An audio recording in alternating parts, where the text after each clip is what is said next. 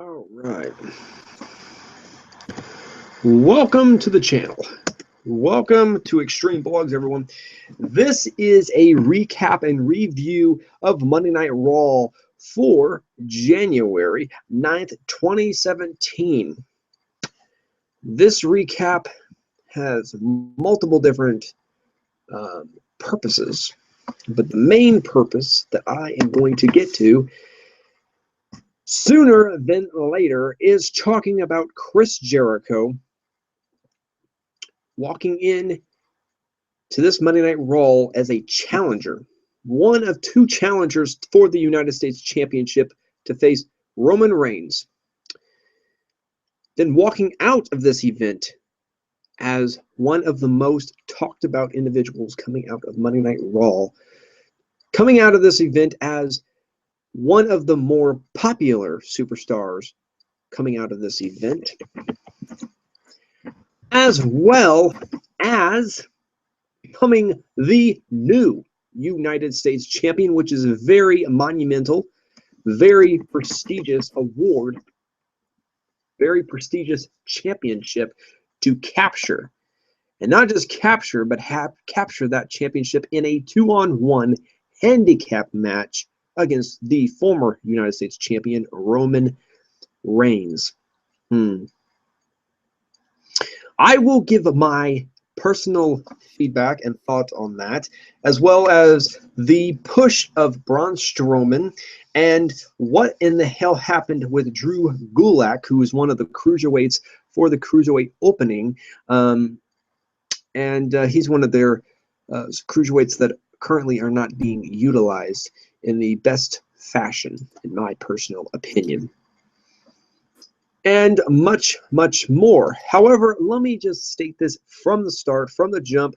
I do not want to tell you guys later because, well, that'd be wrong of me.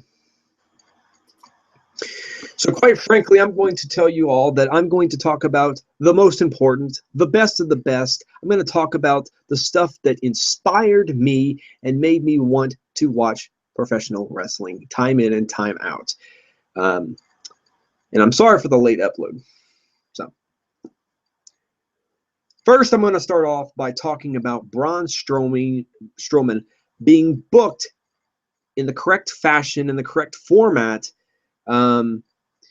being booked like a future world heavyweight champion. Braun Strowman started dominating a little bit after the draft of last year. He started dominating. He started conquering. He started destroying opponent after opponent. And then he asked Mick Foley. He asked Mick Foley if he could have a challenge. He asked Mick Foley if he could have a fight. He asked Mick Foley if he could have someone that is worth his time and worth his paycheck. Okay? He wanted someone that was actually capable of possibly defeating him, derailing him. Well, he's had problems with numerous superstars since that moment in history when Mick Foley first gave him his first crack at the golden screen, right? Last week, Goldberg and Roman Reigns speared Braun Strowman out of his boots. A lot of people were distressed by this. A lot of people were upset by this. And they said, oh, Braun Strowman's getting buried. You, first of all, young professional wrestling fan, do not understand what burial in professional wrestling is. You need to look up terminology in the world of professional wrestling before throwing out slang that you do not understand. Burial in professional wrestling means that you have literally gotten buried by someone, by getting talked bad about, or by your reputation being blown by a certain individual. He's not getting buried. He's not turning into a jobber. He's not getting hurt. Okay? It took two guys. It took a legend and it took a future and former world heavyweight champion of Roman Reigns to take out Braun Strowman. Braun Strowman comes into this week hot and heavy. He comes this week like a man possessed. He wants Roman Reigns. he got his hands on Roman Reigns a couple times during the evening. Braun Strowman had one hellacious match with Seth Rollins. It was actually a better match than I actually imagined it would be. I wish it was a little more physical. I wish Braun Strowman would have won the match instead of getting a count out. The match was a draw due to that fact. Seth Rollins and Braun Strowman both got counted out, and I wish it didn't happen that way. I wish it didn't end that way. I wish it was more of a sudden death victory, okay? Because, quite frankly, to be honest with you, I think that Braun Strowman and Seth Rollins could have a tremendous feud. To me, personally, when I was watching that segment, when I was watching that match, it reminded me of when Kurt Angle and The Big Show went at it. The athleticism of Seth Rollins is very comparable to Kurt Angle. No, he's not a former Olympic gold medalist or anything, but he is just as well of a gifted, well-published superstar in the makes.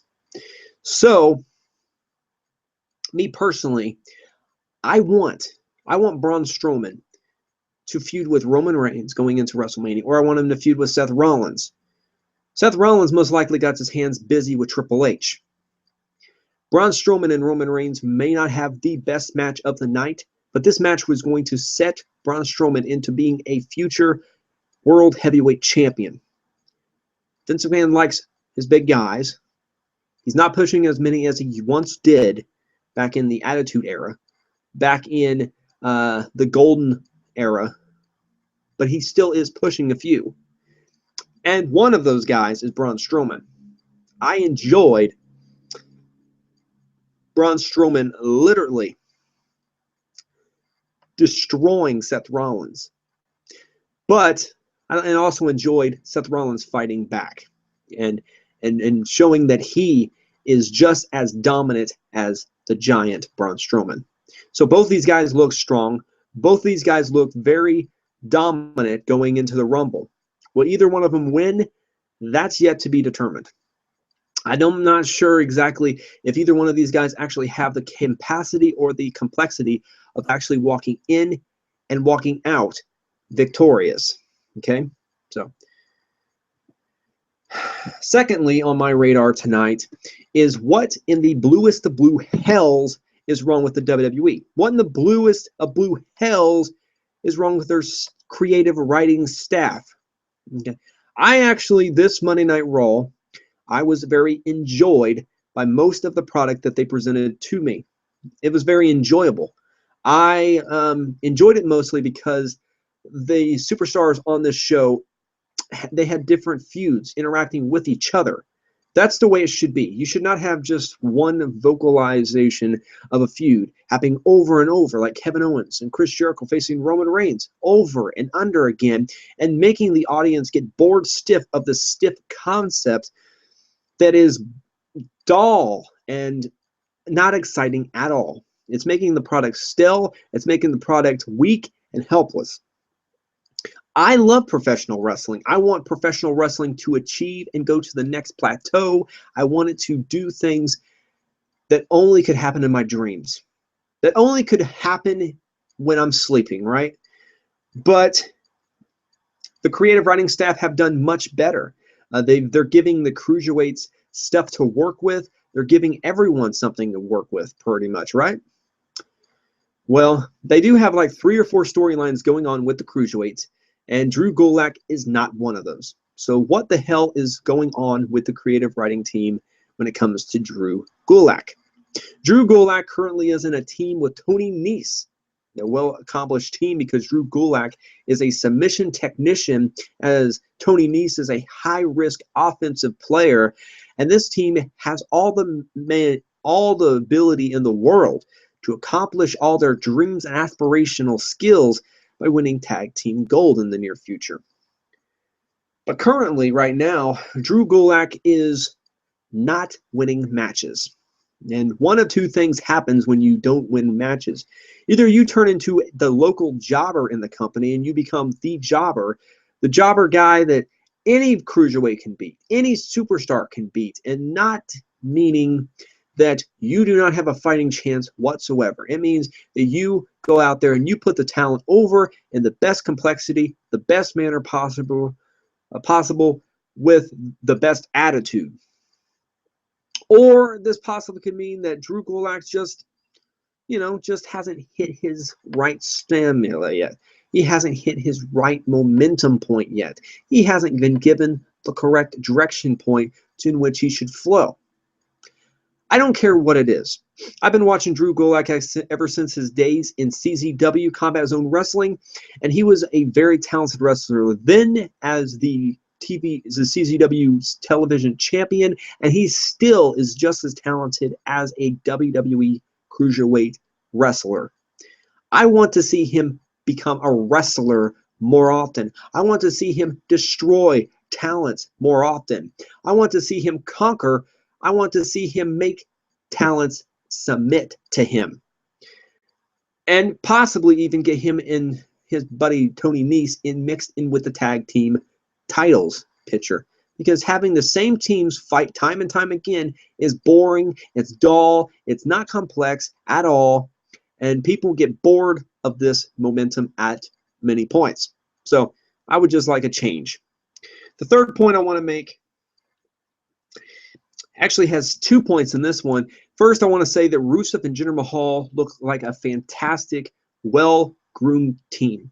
These two guys right here both make each other shine better and brighter. They look well accomplished. Now, they're not the most technical team out there. They're not the most well-performed team out there. They're not the best-looking team or anything like that, but that's what gets them. These two guys will just walk up to you and just knock you straight in the damn mouth and not ask 2 questions, or anything like that. These two guys are dangerous, and I want them to get their shot at the tag team titles against Sheamus and Cesaro sooner than later, because that, my friends, will be an interesting contest, especially if Rusev can somehow walk out as tag team champions. The second point to this one is, however, I do not agree with the way that Shawn Michaels was utilized during this segment with Jinder Mahal and Rusev, and then Enzo and Cass. Okay? And the reason why I'm not a huge fan of this is because Shawn Michaels, the insults were fantastic. The insults were entertaining. The insults went very far into making both of these teams look as over as they possibly could, but the sweet chin music to Rusev on the outside that knocked Rusev out, that was pathetic. That was weak, and I did not agree with that at all. Rusev is the guy that they are trying to groom as the future. They're trying to groom this guy as a potential World Heavyweight Championship contender, and why in the hell would you have him get taken out in that complexity by a living, breathing legend that is not even capable of wrestling anymore, and you want to have him get knocked out by him? I think that's the wrong move. I think that's the wrong achievement to have happen. If anybody should have got knocked out by Sweet Chin Music, I think it was Jinder Mahal. Jinder Mahal is the perfect candidate. He's not a future world champion. He's not a future anything besides tag team champion right now. If you work on him, he could be a future mid-card champion, and I would love to see that. But right now, that's not happening. Right now, we're just going to have to wait and see what happens. But I did not agree with the use that Shawn Michaels was used in at all. Next, loving the heel side of Neville. Neville, ever since he's turned heel, he's been talked about. And he's been talked about in a good, positive manner. Not that his old side, is bad or anything like that, that him being a good guy is horrible. No. Him being a heel, he's doing things that is getting him talked about by his attitude, by his personality, by his motives in the ring, and by his pure athleticism of becoming the king of the cruiserweights. He is a guy that has the pure athleticism and pure ability to conquer and destroy every single athlete that comes and steps in the ring with him. This week was no exception. He stepped in the ring with a nobody, with a guy that wants to be a someone and wants to be a somebody. But Neville knocked that guy down a lever or two and even locked in the Ring of Saturn and made that little SOB tap out quicker then surely attempt on an ice cream sandwich, as The Rock would say. You know, Neville is being booked so perfectly. Him and Rich Swann at the Rumble should fight each other. They should fight each other for the championship and make the cruiserweights look special. And I hope that does happen. I hope that Neville walks out as the cruiserweight champion. But at the same time, I would actually rather have Rich Swann win and have these two at WrestleMania fight in a ladder match. And that, my friends, that would be pretty freaking amazing.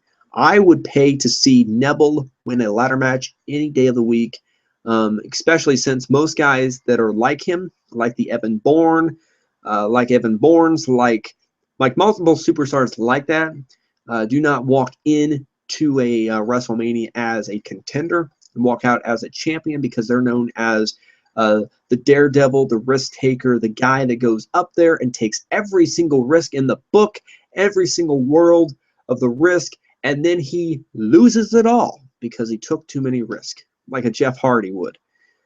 Well, Neville is a different cat, right? So I'm happy about that. I'm happy that Neville's doing so damn well. I know I haven't really had many viewers right now, but I'm still going to give this video a shot. I know it's coming out a little late, but I apologize. Sorry. The SmackDown video tomorrow will come out much sooner, instead of 11 o'clock at night. So I have 3 more segments to just discuss. I'm not going to talk about every segment again. So I'm loving the segments, the backstage segments between 4 women. Okay, and they're all the future. They're all the future of women wrestling right here. So we have the women's champion for Monday Night Raw, Charlotte. We have Sasha Banks. We have Bayley, and we have Nia Jax. The backstage segment where we have, it starts off with Bayley and Sasha Banks trying to up one each other. They're just talking about the championship opportunities and everything. Charlotte walks up and brags about how she's, you know, the champion and how she's the greatest thing going today and blah, blah, blah. And then we have Nia Jax come up and she attacks Sasha Banks, and then Charlotte attacks Bayley and then lays Bayley out.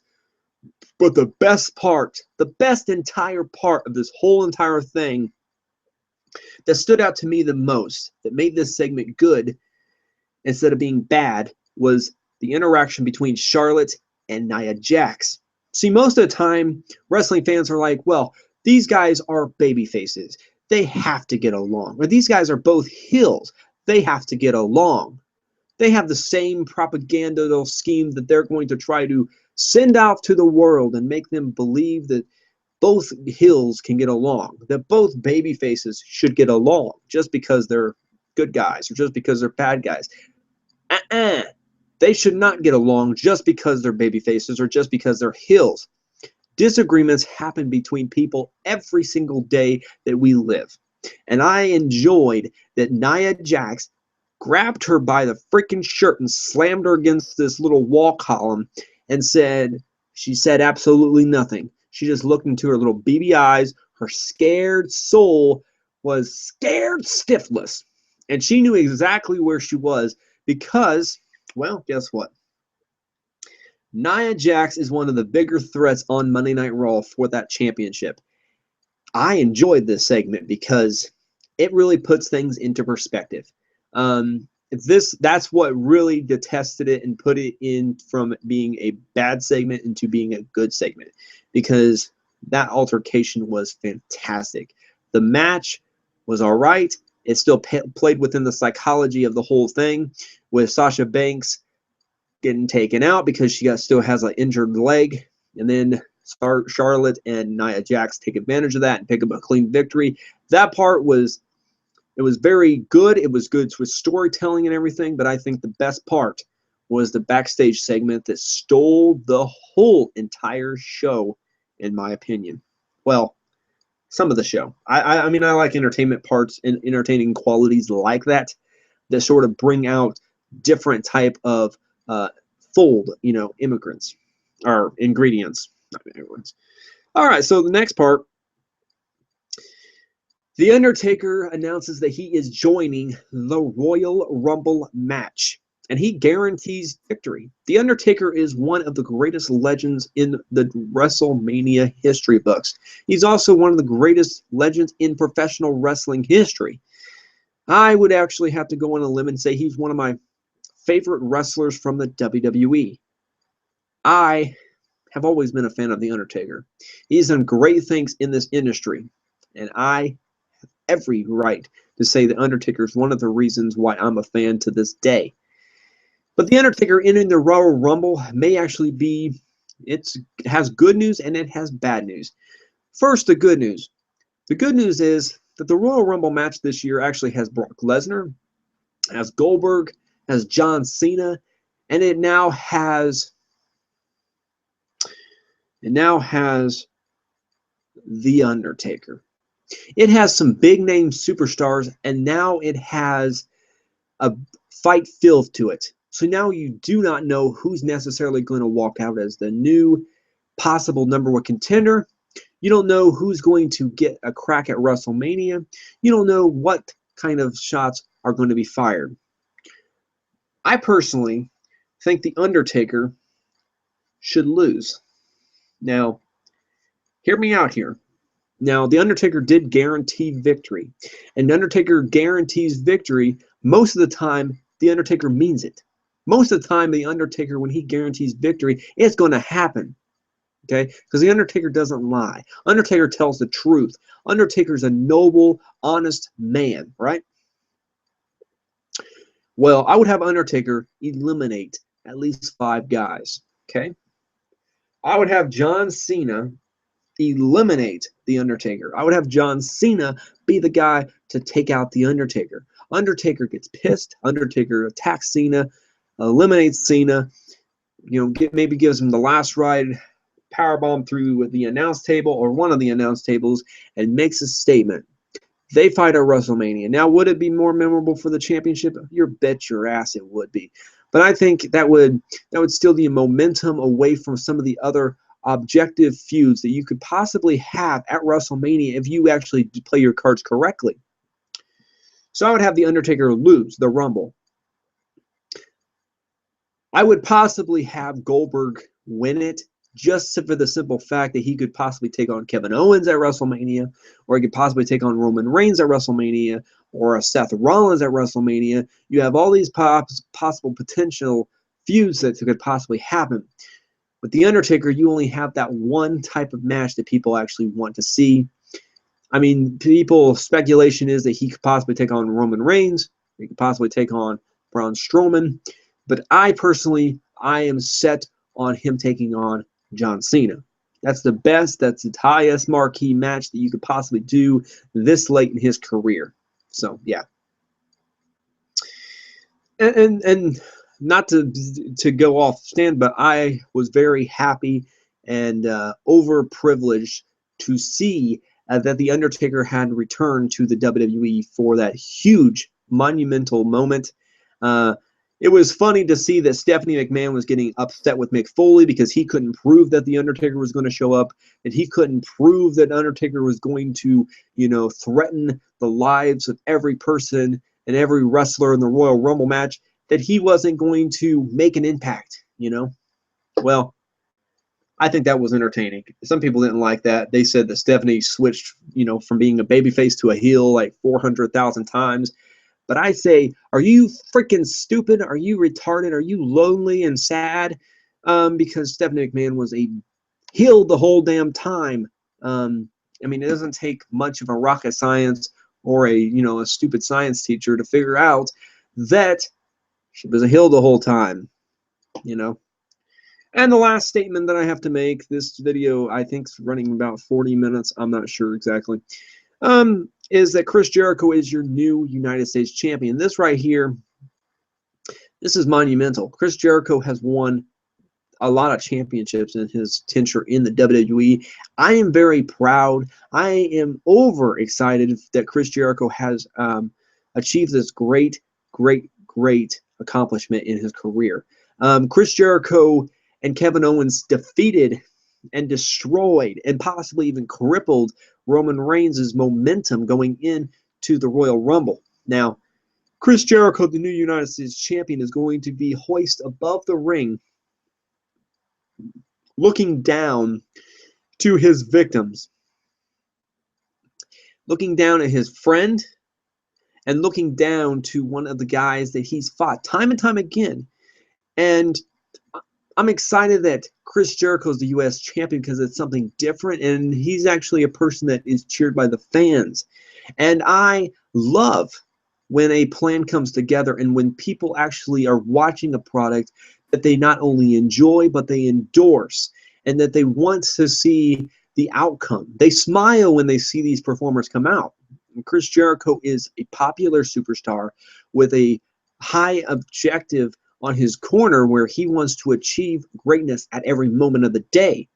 I see him doing great things. I would love to see him lose that title to Sami Zayn, but that's just me.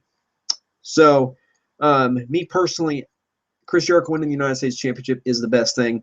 Roman Reigns losing it is also the best thing because I see Roman Reigns winning the Universal Championship. I know some people are going to be like, oh, Roman Reigns becoming champion is the worst thing of all time, but it's not actually the worst thing of all time because Kevin Owens is getting stale as the champion. Kevin Owens is not doing as well as they probably anticipated he would do. And I don't think that's necessarily Kevin Owens' fault because Kevin Owens is a fantastic wrestler, a fantastic in-ring talent, a fantastic on-the-mic skill artist, and he can do anything in the ring, and he can make anyone look great, but it's just the booking and the way he's been portrayed on TV that's lackluster and not enjoyable to me, at least. So Roman Reigns becoming champion is something that I could see becoming a reality, and then possibly defending that title against Goldberg and others at WrestleMania may be a reality sooner than later, and maybe even losing that title and then winning it back or something like that and becoming the first two-time Universal Champion. So that was what I came up with for Monday Night Raw for January 9th, 2017. Tomorrow I will have a SmackDown Live review, and it will be coming out much, much earlier. So until next time, be extreme, stay extreme, and I most certainly will talk to you guys very soon. I hope you guys enjoyed this video. If you did, give me a big thumbs up. Big old thumbs up, and I most certainly will talk to you guys very, very soon.